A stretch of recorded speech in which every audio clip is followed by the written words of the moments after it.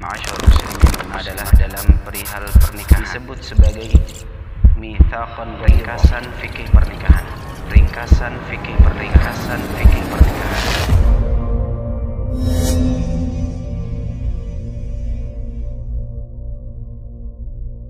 يا أيها الذين آمنوا ادخلوا في السلم كافة ولا تتبعوا خطوات الشيطان. Bismillahirrahmanirrahim. Assalamualaikum warahmatullahi wabarakatuh. Alhamdulillahirabbil alamin. Wa sallallahu wa sallama ala nabiyyina Muhammadin wa ala alihi wa sahbihi ajma'in wa man tabi'ahum bi ihsanin ila yaumiddin, amma ba'd. Ma'asyarul muslimin wal muslimat rahimani wa rahimakumullah. Pada pertemuan ringkasan pernikahan, fikih pernikahan kali ini kita akan bahas muqaddimah nikah. Ada 4 hal dari muqaddimah nikah. Yang pertama adalah memilih. Maksudnya adalah memilih istri atau memilih suami. Secara umum, pasangan itu baik lelaki atau memilih pasangan baik lelaki atau perempuan dibangun di atas 2 hal. Yang pertama, baik agama dan akhlaknya. Yang kedua, kecocokan dengan hal yang disukai jiwa seseorang. Maksudnya seseorang menikahi orang tersebut karena memang cocok dengan kriterianya. Nabi SAW bersabda dalam hadis riwayat Bukhari dan Muslim, "Tunkahul mar'atu li arba', li maliha wa li hasabiha wa li jamaliha wa li diniha." Wanita itu biasanya dinikahi karena 4 hal. Karena hartanya, karena kedudukannya, karena kecantikannya, dan karena agamanya. Fadfar bidzatid din taribat yadak. Maka pilihlah wanita karena agamanya, niscaya engkau beruntung. Dalam hadis di atas, Nabi SAW menjelaskan bahwa di antara sebab wanita dinikahi ada 4 hal. 3 hal tersebut, harta, kedudukan, dan kecantikan, adalah sesuatu yang disukai jiwa seseorang. Sehingga ketika memilih pasangan, tidak hanya dilihat dari sisi agama saja, namun juga apa yang disukai oleh jiwanya. Oleh karena itu, ketika sahabat Jabir bin Abdullah radhiyallahu anhu menikahi janda, maka Nabi SAW mengatakan, "Kenapa tidak menikahi gadis sehingga engkau bisa mencandainya dan dia pun bisa mencandaimu?" Dalam hadis ini Nabi SAW melihat kepada sisi yang disukai jiwa seseorang dari seorang wanita, yaitu gadis. Dan dalam hadis riwayat Nasa'i dan dinilai hasan sahih oleh Al-Albani, Rasulullah SAW pernah ditanya wanita seperti apa yang paling baik. Maka beliau SAW menjawab, "Allati tasurruhu idza nadhara," yaitu wanita yang membuat suaminya bahagia jika dia melihatnya. Bahagia jika melihat maksudnya ada cantik. Meskipun cantik ini bisa ditafsirkan cantik secara fisik atau cantik secara akhlak. Namun yang jelas Nabi SAW memperhatikan sisi kesenangan yang disukai oleh seseorang ketika dia memilih calon istri atau suami. Karena ketika suami atau istri tidak mencintai pasangannya, maka akan banyak dampak buruk yang akan muncul. Adapun kriteria utama ketika memilih lelaki adalah lelaki yang memiliki akhlak yang baik dan agama yang baik. Hubungan kepada Allah, hubungan dengan Allah agamanya, dan hubungan dengan sesama manusia akhlaknya. Nabi SAW bersabda dalam hadis riwayat Tirmidzi dan dinilai sahih oleh Al-Albani, kata Nabi, "Idza khataba ilaikum man tardawna dinahu wa khuluquhu." Jika ada yang meminang kalian, lelaki yang kalian ridho agama dan akhlaknya, fazawwijuhu, maka nikahkanlah dia. Dan diriwayatkan ada seorang lelaki yang datang kepada Al-Hasan bin Ali bin Abi Thalib. Dia bertanya, aku memiliki anak perempuan. Menurutmu aku nikahkan dia dengan siapa? Maka Al-Hasan mengatakan, Zawijha man yakhafullaha azza wa jal. Nikahkanlah dia dengan lelaki yang takut kepada Allah, lelaki yang saleh. Fa innahu in ahabbaha akramaha wa in abghadaha lam yadhlimha. Karena lelaki yang soleh, jika mencintai istrinya, maka dia akan memuliakannya. Dan jika dia membenci istrinya, maka dia tidak akan mendoliminya.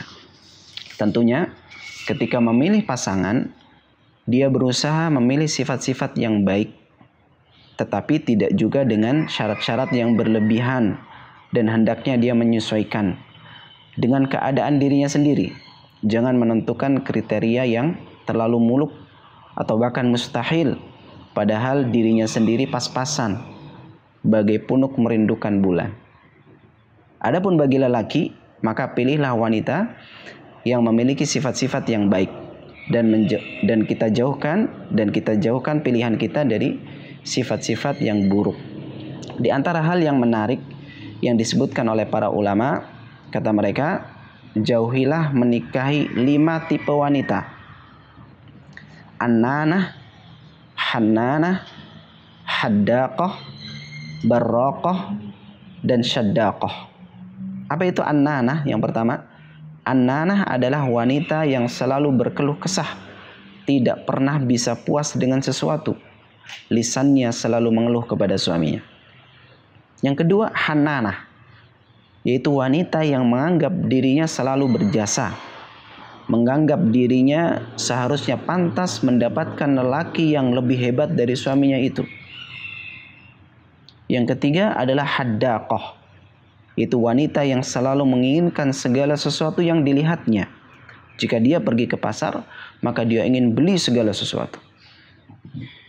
Yang keempat, di antara sifat wanita yang buruk adalah barraqah. Barraqah adalah wanita yang tidak peduli dengan suami dan keluarganya, dan hanya sibuk mengurusi dirinya sendiri dengan dandanannya, perhiasannya, kawan-kawannya, dan seterusnya.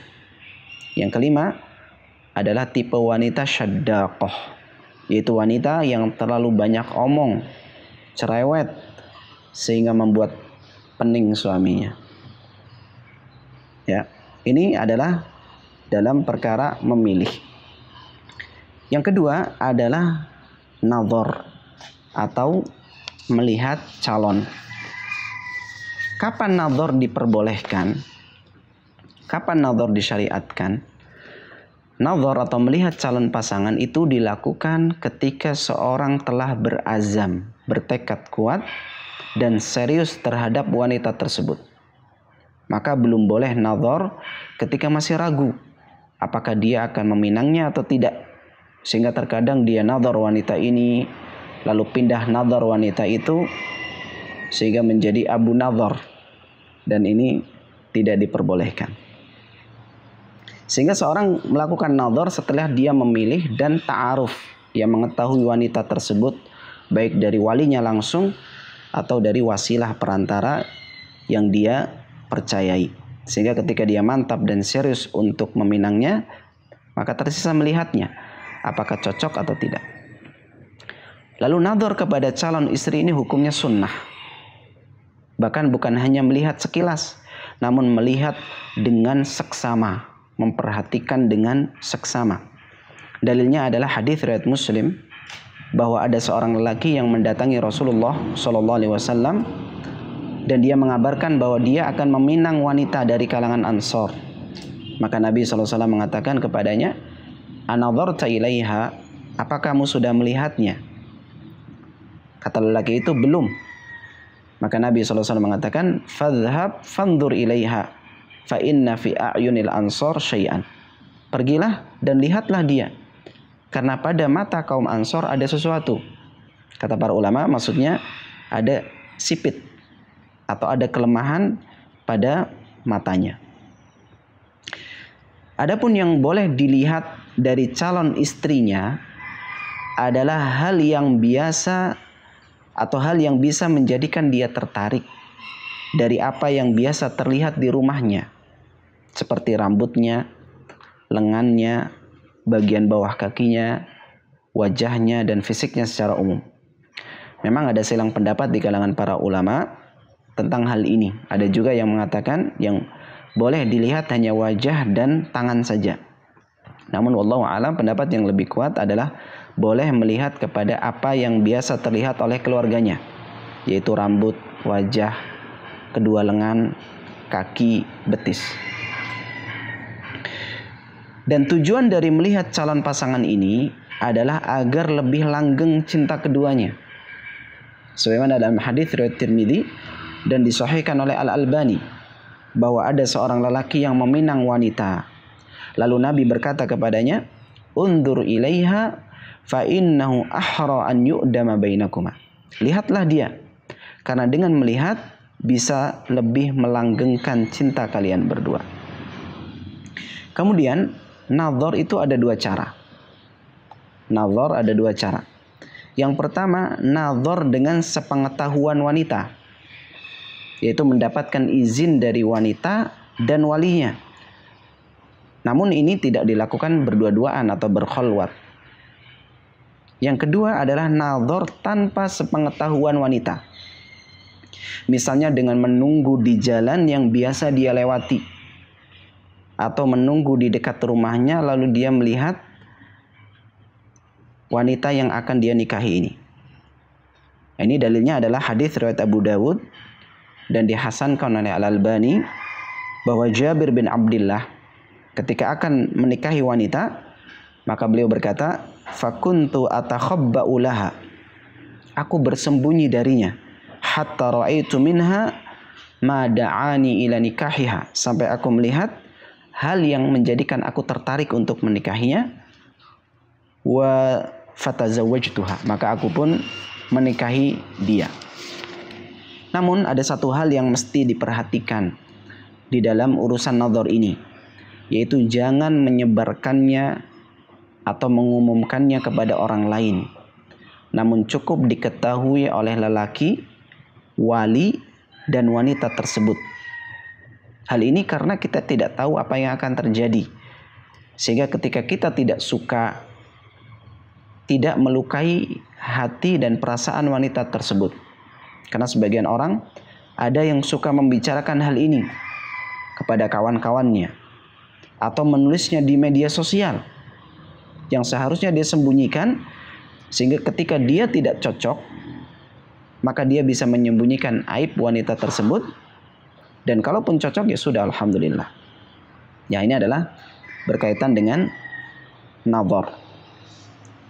Yang ketiga di antara muqaddimah fikih nikah atau muqaddimah pernikahan adalah khitbah atau tunangan.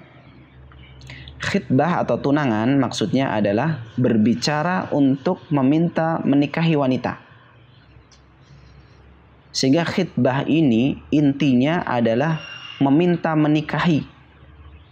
Sehingga belum sah untuk melakukan hal-hal yang biasa dilakukan suami istri, seperti berdua-duaan, menyentuh, ngobrol lama-lama.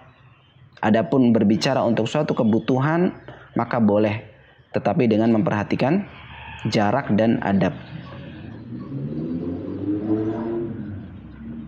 Para ulama menyebutkan bahwa tidak boleh bagi lelaki meminta menikahi atau mengkhitbah wanita yang telah bersuami. Tidak boleh bagi lelaki meminta menikahi atau mengkhitbah wanita yang telah bersuami, walaupun dengan sindiran. Contohnya, kalau si fulan menceraikanmu, maka saya siap. Atau dia katakan, saya siap menunggu jandamu. Atau dia katakan, kalau kamu telah selesai masa iddah, maka aku tidak akan biarkan kamu walau sehari. Nah, ini disebut dengan takhbib, yang yaitu merusak hubungan suami atau istri dengan pasangannya. Dalam hadis riwayat Abu Dawud dan dinyatakan sahih oleh Al-Albani, Nabi SAW bersabda, "Laisa minna man khabbaba imra'atan ala zawjiha." Bukan dari kami orang yang merusak hubungan wanita dengan suaminya. Dan juga tidak boleh bagi lelaki untuk meminang wanita yang telah dipinang lelaki lain. Dalam hadis riwayat Bukhari dan Muslim, Nabi SAW bersabda, la yakhtubur rajul ala khitbati akhih. Tidak boleh seorang lelaki meminang di atas pinangan saudaranya. Dalam hadis di atas terdapat larangan meminang wanita yang telah dipinang oleh saudaranya muslim. Namun dalam beberapa keadaan diperbolehkan. Yang pertama, jika lelaki pelamar pertama telah meninggalkan wanita tersebut atau tidak jadi, maka boleh yang kedua maju. Yang kedua, jika pelamar pertama telah memberikan izin kepada saudaranya untuk meminang juga dan membiarkan wanita memilih. Ya, biarkan dia memilih antara saya atau dia. Ya, ini ada dalam hadis riwayat Bukhari, kata Nabi SAW, wala yakhtubur rajul ala khitbati akhih. Janganlah seorang lelaki meminang di atas pinangan saudaranya hatta yatrukal khatibu qablahu au ya'dzana lahu al khatib. Sampai yang pertama meninggalkan atau mengizinkan. Kemudian yang ketiga, jika lamaran ini hanya sekedar tawaran dan si wanita atau walinya belum memutuskan, dia masih memikirkan jawabannya, maka yang seperti ini boleh dilamar lelaki yang lain. Ya, boleh dilamar lelaki yang lain karena hanya sekedar tawaran, bukan permintaan, dan si wanita belum condong kepada salah satunya. Dalam hadis riwayat Muslim, ketika Fatimah binti Qais halal dari masa iddahnya, maka beliau didatangi oleh Muawiyah bin Abi Sufyan dan Abu Jaham. Dua-duanya mendatangi untuk meminang Fatimah binti Qais. Dan Rasulullah SAW tidak mengingkari.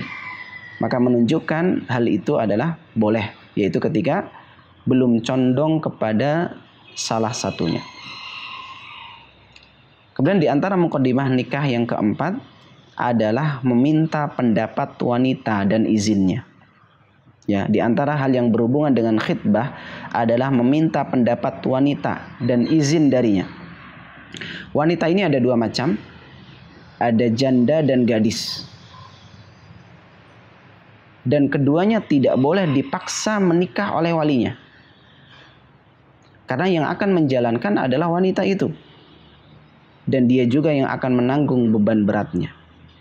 Baik, kita mulai dulu dengan yang janda dulu. Ya. Janda ini dimintai izin dan harus menjawab dengan izin yang jelas. Ini adalah pendapat jumhur salaf dan khalaf. Kata Nabi SAW dalam hadis riwayat Muslim, "Ats-tsayyibu ahaqqu bi nafsiha min waliyiha." Janda itu lebih berhak terhadap dirinya dari walinya. Maksudnya adalah tidak boleh bagi walinya untuk memaksa janda untuk menikahi dengan lelaki tanpa izin darinya. Bahkan di zaman Nabi dalam hadis riwayat Bukhari, ada wanita janda yang dipaksa menikah oleh walinya. Maka dia pun datang kepada Nabi SAW mengeluhkan perkaranya. Maka yang dilakukan oleh Nabi adalah membatalkan pernikahan tersebut.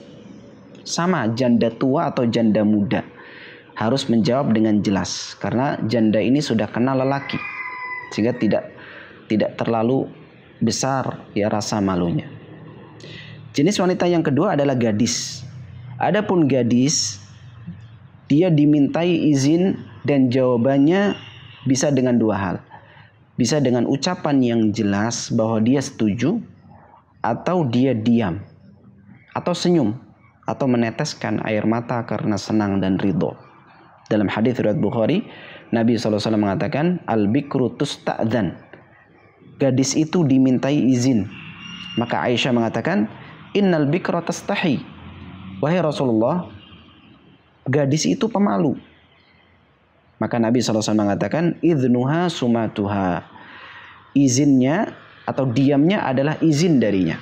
Itu sudah cukup bagi gadis. Sehingga janda dan gadis, baik tua atau muda, semuanya dimintai izin dan tidak boleh dipaksa untuk menikah dengan seorang lelaki.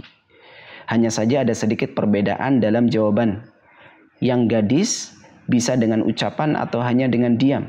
Adapun janda maka harus dengan jawaban yang jelas. Itu saja pada pertemuan kali ini. Waffaqallahul jami' lima yuhibbu wa yarda. Walhamdulillahirabbil alamin. Wassalamualaikum warahmatullahi wabarakatuh.